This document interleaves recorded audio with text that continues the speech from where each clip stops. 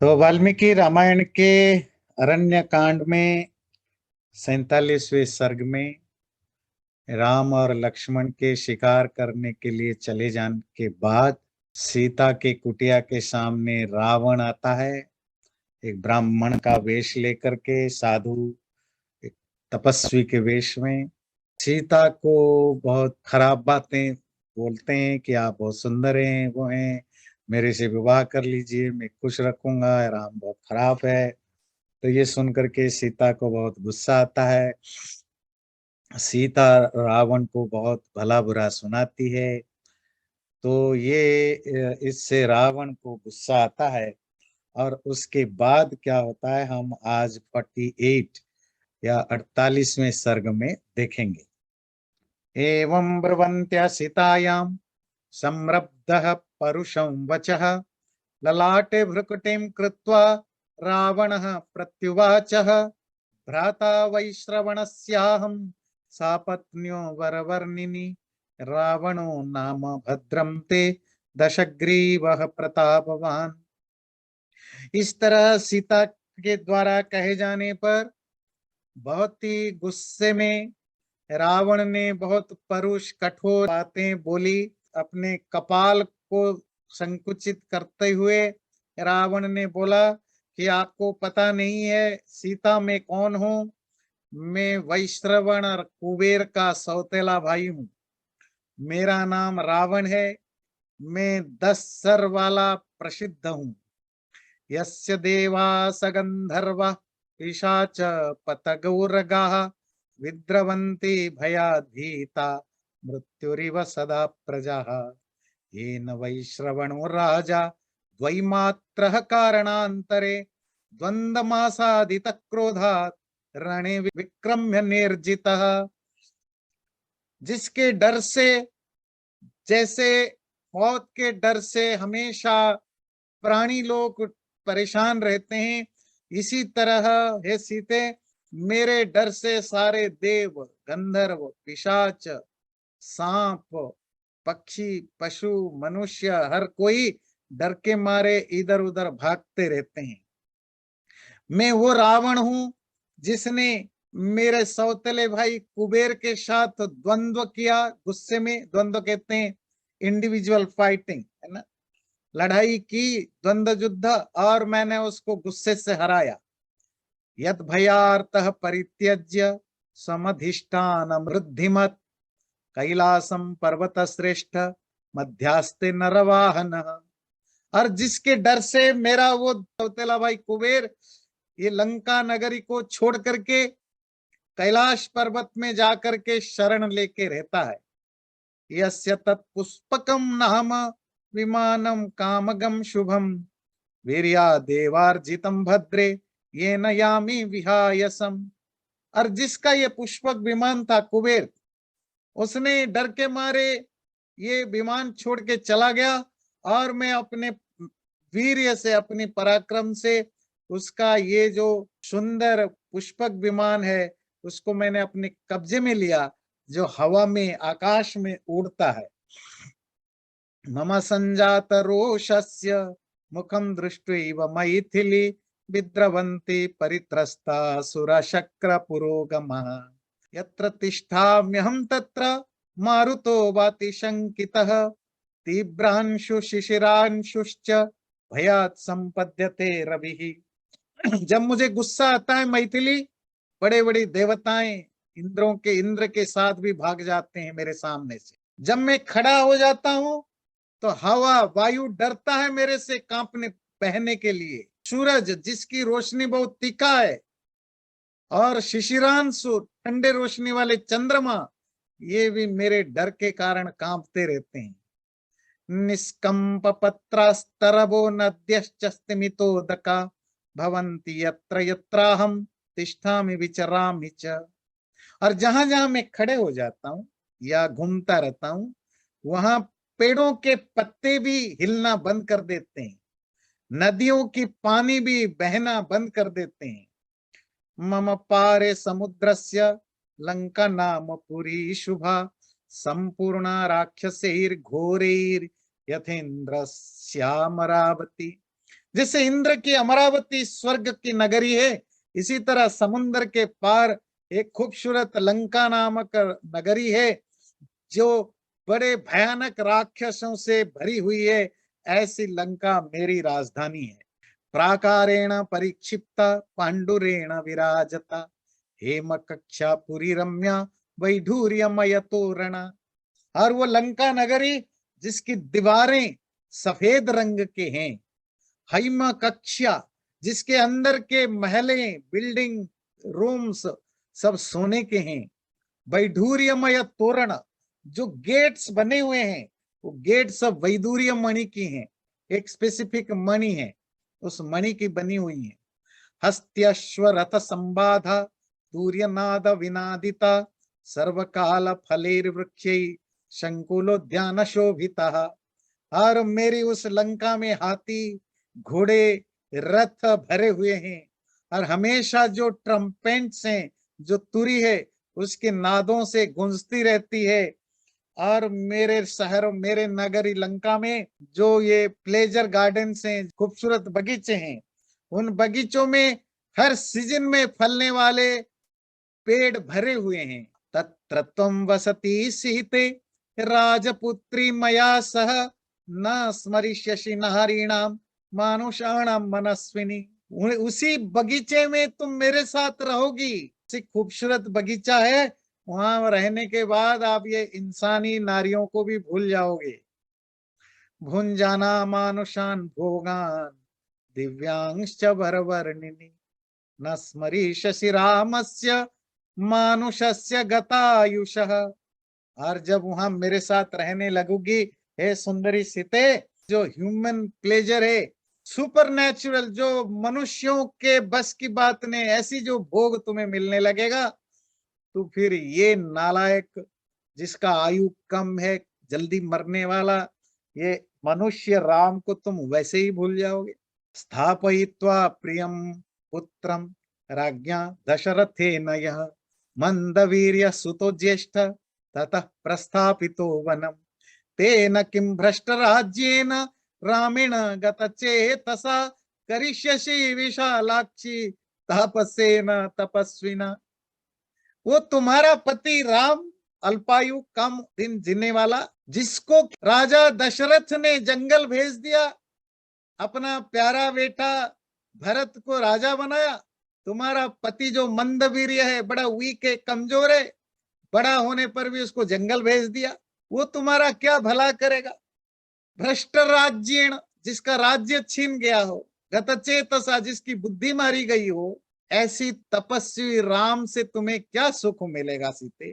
सर्वराक्षस भर्तारम कामस्त्वयमिहागतम, न मन्मथ शराभीष्टम प्रत्याख्यातुम त्वमर्हसि, प्रत्याख्याय मां भीरु परितापम गमिष्यसि, चरणेनाभिहत्येव पुरुरव समूर्वशी।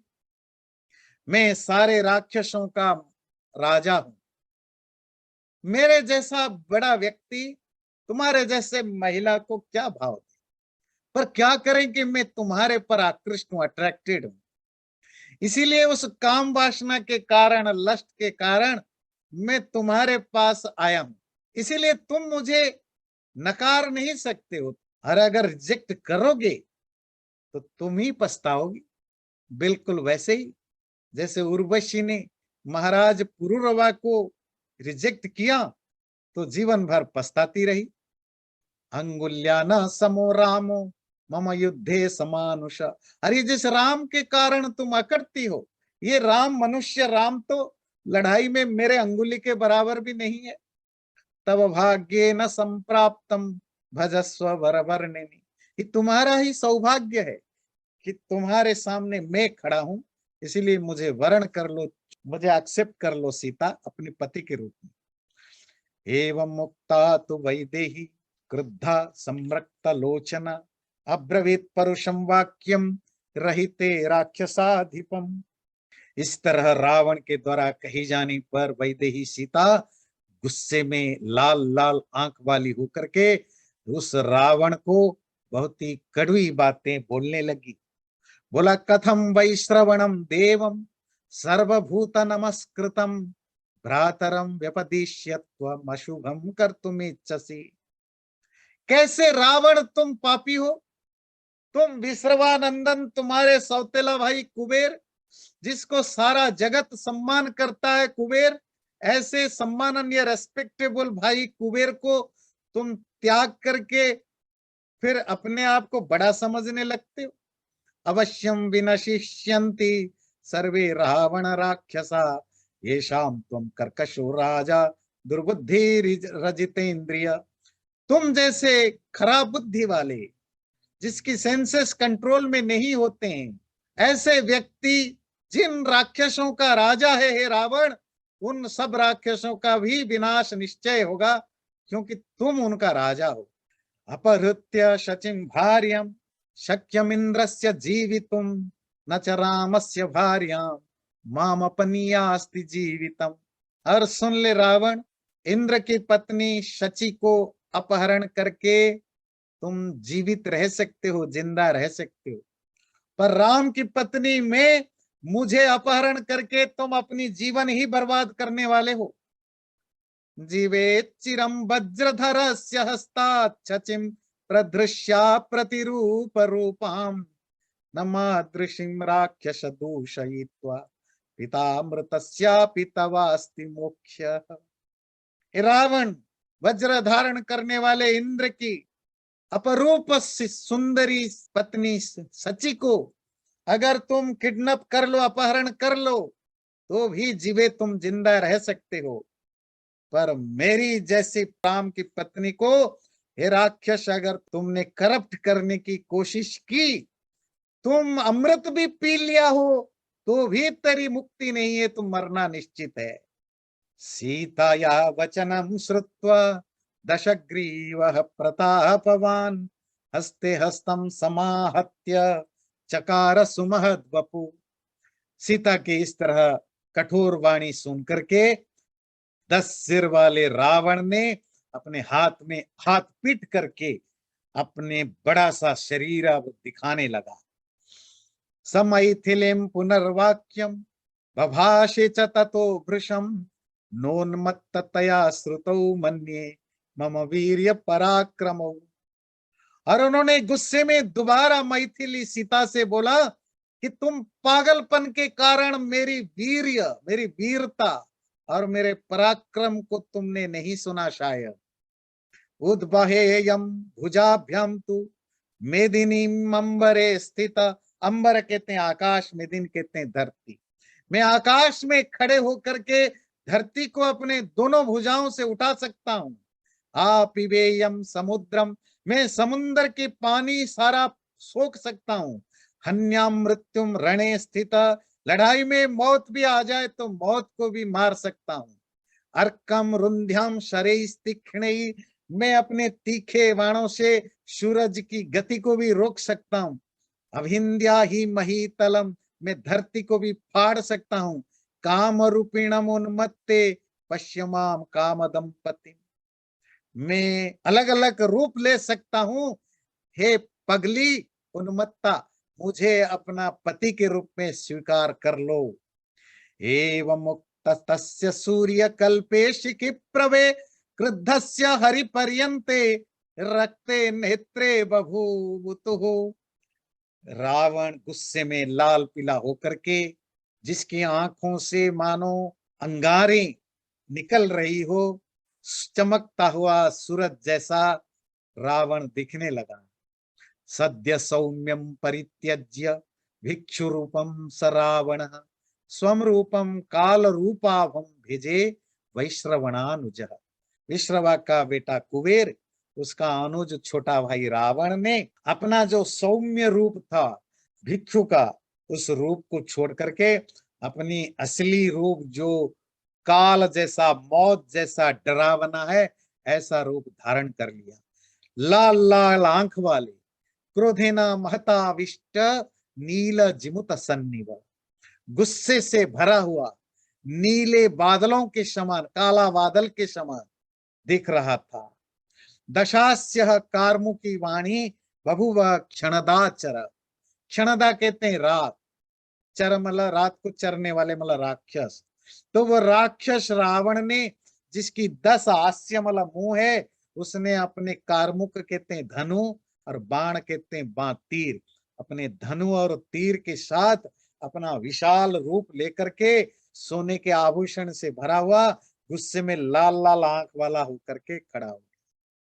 सब परिव्राजक छद्म महाकायो विहाय तत्, और उसने जो छद्म वेश, जो नकली रूप धारण किया हुआ था सन्यासी का, उस रूप को छोड़ करके प्रतिपद्य स्वकम रूपम रावण राक्षसाधिप, राक्षस राजा रावण ने अपना असली चेहरा ले लिया।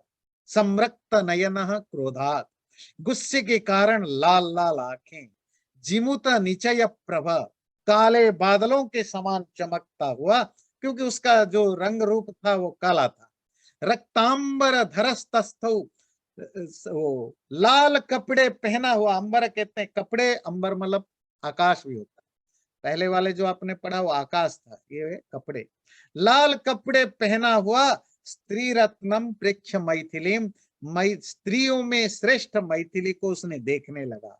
सतामसित के शांताम भास्करस्य प्रभामिव वसनाभरणो पेताम मैथिलीम रावणो ब्रवीत। त्रिषु लोकेषु विख्यातम यदि भर्तारमिच्छसि मामाश्रय बरारोहे तवाहं सदृशः पति। और उस रावण ने, असित कहते हैं काला, केश कहते हैं बाल, उस काले बाल वाली, भास्कर से प्रभा, सूरज की रोशनी के समान चमकती हुई, वसना भरणोपेतम, अच्छे कपड़े और आभूषण पहनी हुई उस मैथिली सीता को रावण ने बोला, त्रिषु लोकेशु विख्यातम भर्तारम यदि इच्छसि, तीनों लोगों में फेमस हूं मैं रावण, मुझे अगर तुम पति के रूप में वरना चाहते हो वर लो। क्यों? तवाहम सदृश पति, मैं तुम्हारे लायक हूं, I deserve to be husband of you, तुम्हारे लायक मैं ही पति हूं। ये राम तो बेचारा तपस्वी है, इसमें क्या औकात है। माम भजस्व चिराय, मुझे ही प्राप्त पाने की इच्छा रखो त्वम, अहम श्लाघ्य प्रियस्तव, मैं प्रेजवर्थी हूँ, प्रशंसा के लायक हूँ, और तुम्हारे प्रिय होने लायक हूँ, प्यारे होने लायक। नैवाहम क्वचित भद्रे करिष्ये तव विप्रियम, हे भद्रा, हे सीते, मैं कभी भी तुम्हारा अप्रिय नहीं करूंगा, बुराई नहीं करूंगा, मैं तुम्हें खुश रखूंगा। त्यज्यता मानुषे भावो, और ये जो मनुष्य राम है उसमें अपना इमोशन छोड़ दो। मई भाव प्रणीयताम, और वो प्रेम भाव को तुम मुझ में स्थापित करो, अर्थात मुझे प्यार करना शुरू करो, तो राम से अपनी फीलिंग को हटा दो। क्यों? राज्याच्युतम सिद्धार्थम रामम परिमितायुषम, ये राम एक तो राज्य से निकला हुआ है, असिद्धार्थम, एक लूजर है, इसने लाइफ में कुछ अचीव नहीं किया है, परिमितायुषम, इसका आयु भी लिमिटेड है, अभी अभी मरेगा।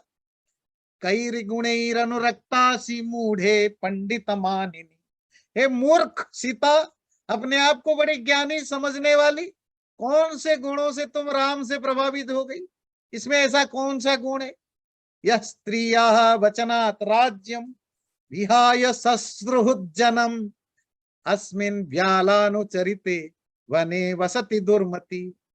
तुमने उसकी ऐसी कौन से गुण देखी? वो दुर्बुद्धि, मंद बुद्धि, कम बुद्धि वाला राम, जो किसी स्त्री के कहने पर पूरा राज्य को, अपने मित्र, अपने दोस्त, अपने मंत्री, सबको त्याग करके ये जंगली जानवरों वाले जंगल में आकर रहता है। ऐसे खराब बुद्धि वाले में तुमने कौन सी अच्छी चीज देख ली? इत्युक्त्वा मैथिलीं वाक्यम प्रियार्हां प्रियवादिनीं अभिगम्य सुदुष्टात्मा राक्षस काम मोहितः। इस तरह मैथिली प्रियवादिनी, जो मीठा बोलने वाली सीता के पास वो दुष्टात्मा, बदमाश राक्षस काम से, लस्ट से ओवरवेल्म्ड होकर के जाकर के उसने सीता को पकड़ लिया, जैसे बुध ग्रह आकाश में रोहिणी को पकड़ लेता है। वामेन सीतां पद्माक्षीं मूर्धजेषु करेण स। उसने अपने बाएं हाथ में सीता की बाल को पकड़ा। पूर्वोस्तु दक्षिणेनैव प्रतिजग्राह पाणिना। अपने दक्षिण राइट हैंड में उसने सीता की जांघें थाइज को पकड़ा। तम दृष्ट्वा मृत्यु संकाशम तीक्ष्ण दंष्ट्रम महाभुजम। उस भयानक बड़े बड़े दांत वाले डरावने रावण को देख करके प्राद्रवन गिरि संकाशम भयार्ता वन देवता। उस जंगल की जो देवता मतलब जो पशु पक्षी दूसरे प्राणी है, सब डर के मारे इधर उधर भागने लगे। सच माया मयो दिव्य खरयुक्त खरस्वन प्रत्यदृश्यत हेमांगो रावणस्य महारथ। और तभी रावण के बुलाने पर या याद करने पर इल्यूजनरी एक डिवाइन रथ है, जो एक दिव्य रथ है जो गधों से जुड़ा हुआ होता है, ऐसा सोने का रथ वहां खड़ा हो गया। ततस्ताम परुषैर्वाक्यैर् भर्त्सयन् स महास्वनः अंकेनादाय वैदेहीं रथमारोपयत् तदा। तब उसने उस सीता को बहुत गंदी गंदी बातें बोल करके, बहुत कठोर बातों से निंदा करती हुई, उसने आप सीता को अपने अंक गोद में उठा करके रथ में बैठा दिया। सागृहिता विचुक्रोश रावण यशस्विनी। रावण के द्वारा पकड़ी गई वो सीता जोर जोर से रोने लगी। रामेति सीता दुखार्ता रामम दूरगतम बने। दूर गए हुए राम को उसने बुलाने लगी, हे राम कर। ताम कामाम सकामार्त पन्नगेन्द्र बधूमिव विवेष्ट मान मादाय उत्पपातात रावण। जिस रावण में सीता की कोई इंटरेस्ट नहीं थी, ऐसे डिसइंटरेस्टेड अनिच्छुक सीता को काम से वशीभूत लस्ट से ओवरवेल्म्ड रावण ने ऐसे ही पकड़ के रथ में बैठाया जैसे कोई ईगल, ईगल समझते हैं, चिल, किसी सांपनी को उठा करके भाग जाता है, वो सांपने की तरह फड़फड़ाती हुई सीता को ये ईगल के तरह रावण उठा करके विवेश रथ में रख करके उत्पपात उड़ने लग गया। ततः सा राक्षसेन्द्रेण ह्रियमाणा विहाय सा भृशं चुक्रोशमत्तेव भ्रांत चित्ता यथातुरा।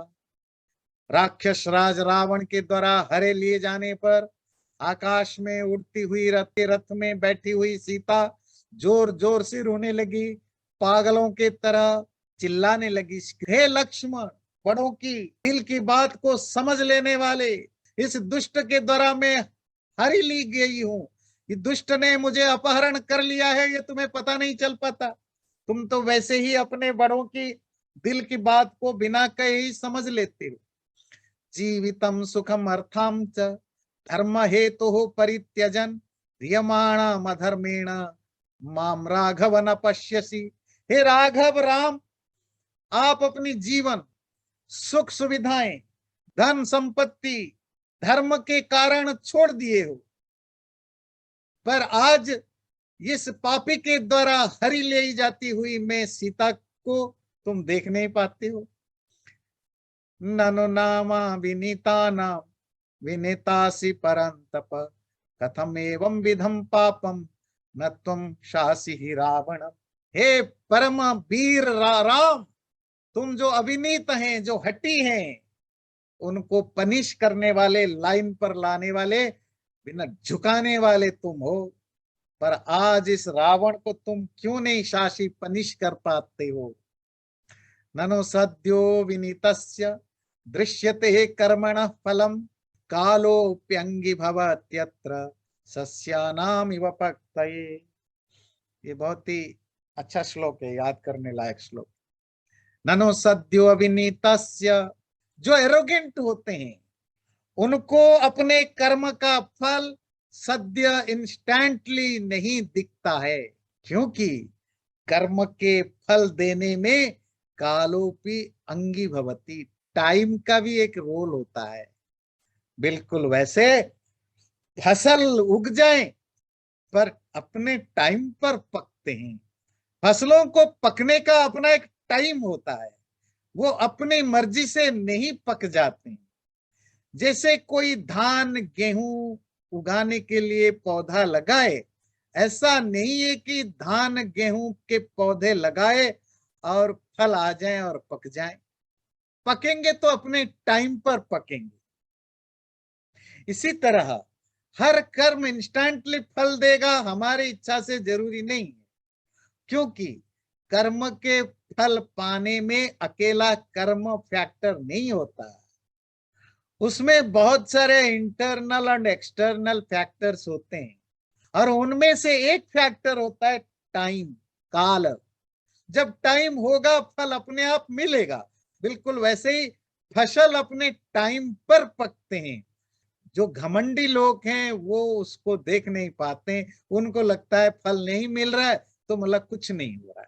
त्वं कर्म कृतवान एतत् कालोपहत चेतनः। इसलिए हे रावण, मौत के द्वारा तुम्हारी बुद्धि काम नहीं कर रही है, इसीलिए तुम ऐसा पाप कर्म कर रहे हो। जीवितांत करम घोरम रामात व्यसनम आपनुहि। तुम अपने मरने लायक इसने पाप काम कर रहे हो। ध्यान रखो, तुम्हें राम से जरूर कष्ट मिलेगा, मतलब राम तुम्हें जरूर दुखी बनाएगा। हंते दानी सकामास्तु कैकेयी सह बांधवैः प्रिय धर्म कामस्य धर्म पत्नी यशस्विनः। हंत आए, कैकेयी अपने मित्रों के साथ खुश हो रही होगी क्योंकि उसकी इच्छा पूरी हो गई। प्रिय धर्म कामस्य, जो धर्म का साथ देने वाला राम था, उसकी खुद की धर्म पत्नी आज किसी के द्वारा किडनैप हो रही है। कैकेयी ज्यादा खुश होगी।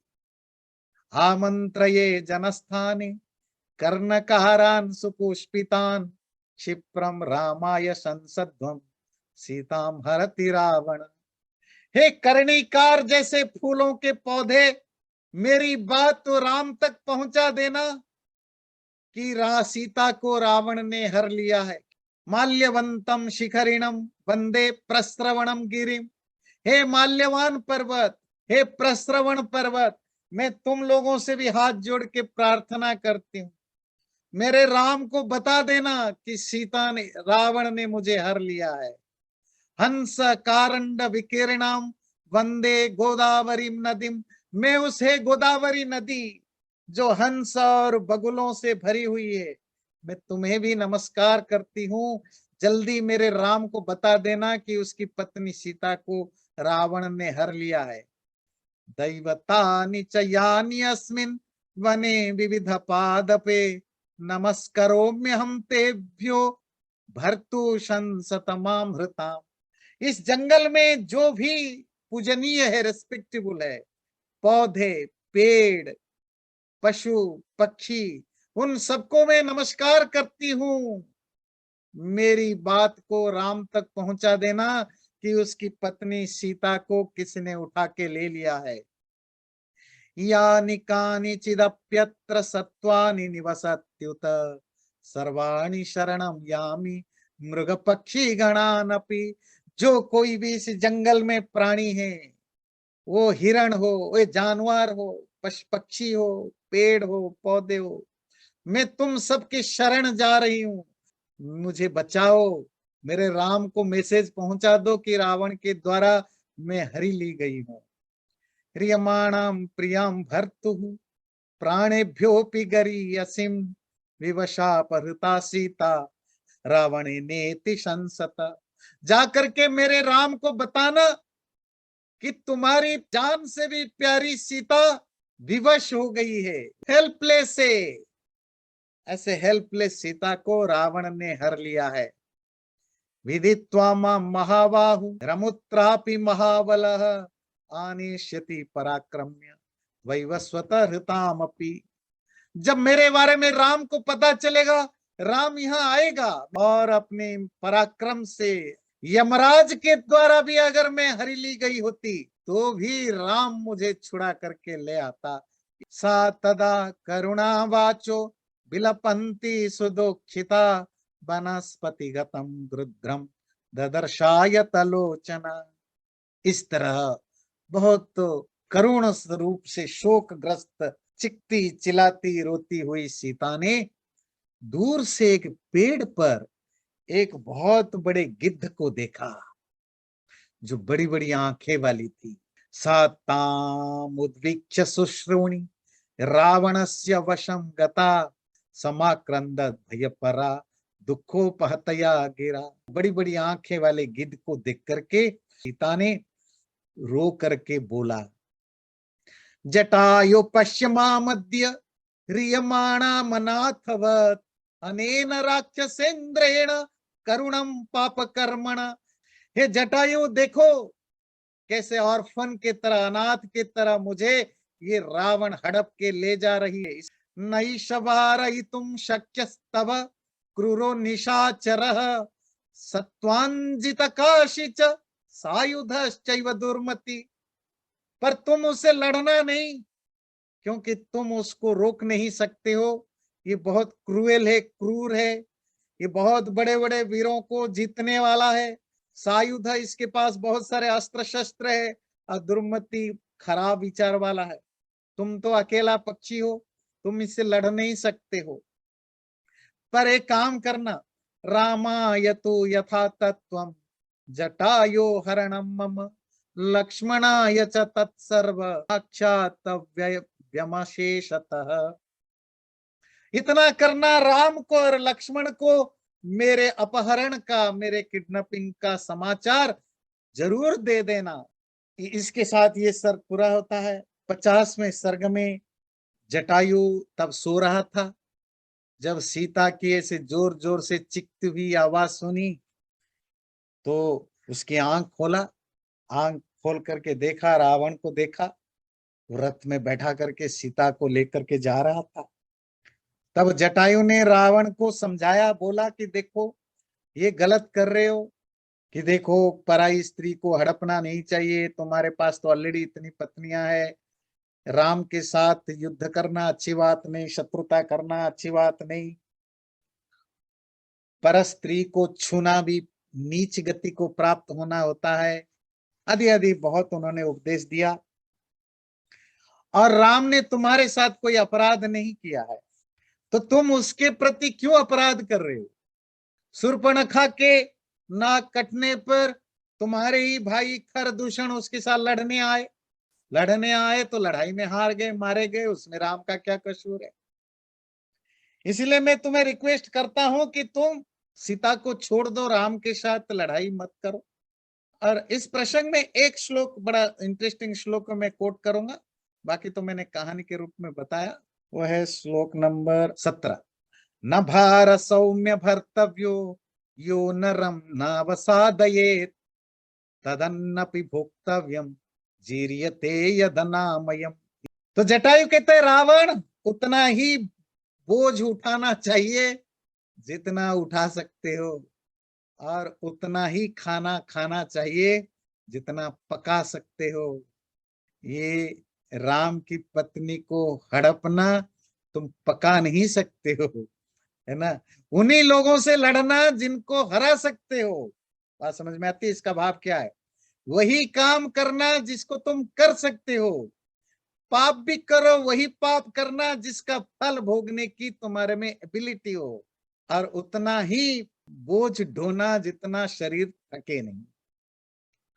राम उस कैटेगरी में नहीं आता जिसके साथ शत्रुता करके तुम संभल सकते हो। पर ये मंत्र, ये श्लोक बहुत इंटरेस्टिंग है, याद रखिए। खाना उतना और वैसा ही खाना चाहिए जितना शरीर डाइजेस्ट कर सके, और बोझ, वो बोझ पावर का बोझ हो, पोस्ट का बोझ हो, काम का बोझ हो, या फिजिकल बोझ हो, उतना उठाना चाहिए जितना बॉडी अलाउ करे।